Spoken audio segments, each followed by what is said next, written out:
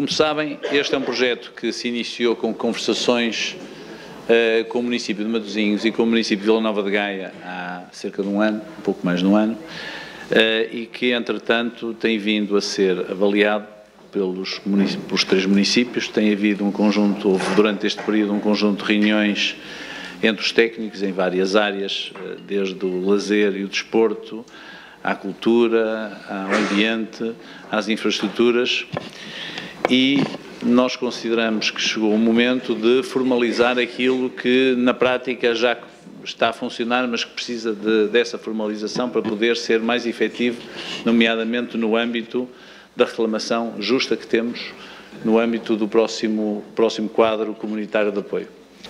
O associativismo municipal, pela sua importância, chegou a estar e está ainda previsto na própria Constituição da República. Existem dezenas de associações de municípios que se juntam para fins específicos muito diversificados. Esta frente atlântica, do nosso ponto de vista, pode ser um importante, não está condenada, mas pode ser uma importante alavanca para projetos comuns e, como consta dos seus estatutos, que hoje estão aqui em aprovação, articular políticas que interessam aos diversos municípios. E acho que isto é um aspecto muito importante, com suporte legal e constitucional. A pergunta que se pode colocar é se esta associação, se esta iniciativa equivale a uma desvalorização da área metropolitana do Porto, como alguns têm argumentado. Não parece, porque estamos a falar de escalas diferentes. A área metropolitana do Porto, como sabemos, é caracterizada por uma grande heterogeneidade, talvez demasiado heterogénea, mas isso seria outra discussão. E se a área metropolitana para certos fins é demais, é um pouco demais, o Porto sozinho para outros fins é um pouco de menos. Esta associação, do nosso ponto de vista, torna estes três municípios muito mais capazes de lidar e de responder a problemas e a desafios específicos comuns. Verificamos desde logo que não existiu verdadeiramente uma discussão prévia sobre a relevância da sua criação.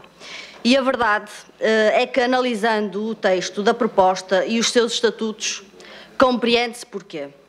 É que não se vislumbra, efetivamente, qual é, afinal, a sua relevância e, por isso, qual é a sua necessidade. Ora, uma associação tem necessariamente de se apresentar como um meio adequado para responder a questões e problemas concretos. Neste caso, fala-se de planos, de projetos, de programas, de estudos, promoção económica e social.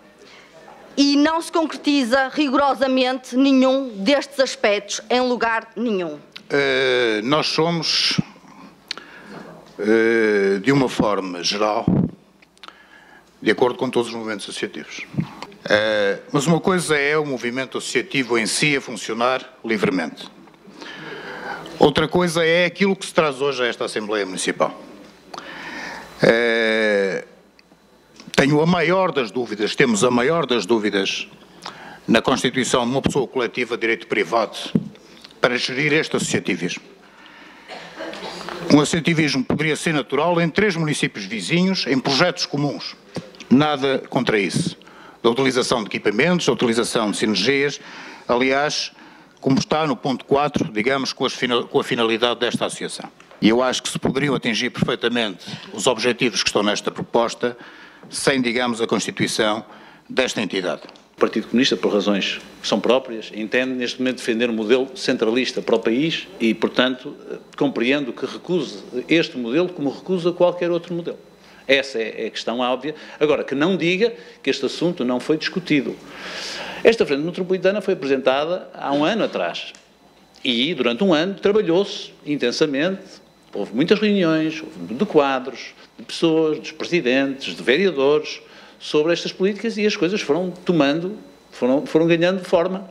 E tivemos o tempo de pensar se valeria a pena fazê-lo ou não valeria a pena fazê-lo. E chegamos à conclusão que valia a pena fazê-lo. Eu, outro dia, perguntei, os senhores ficaram ofendidos, o senhor ficou ofendido, de qual é o vosso PSD. Desculpe, eu vou ter que lhe fazer outra vez a pergunta. Os senhores apresentaram-se à cidade numa tentativa de uma OPA hostil à cidade do Porto. Uma OPA hostil.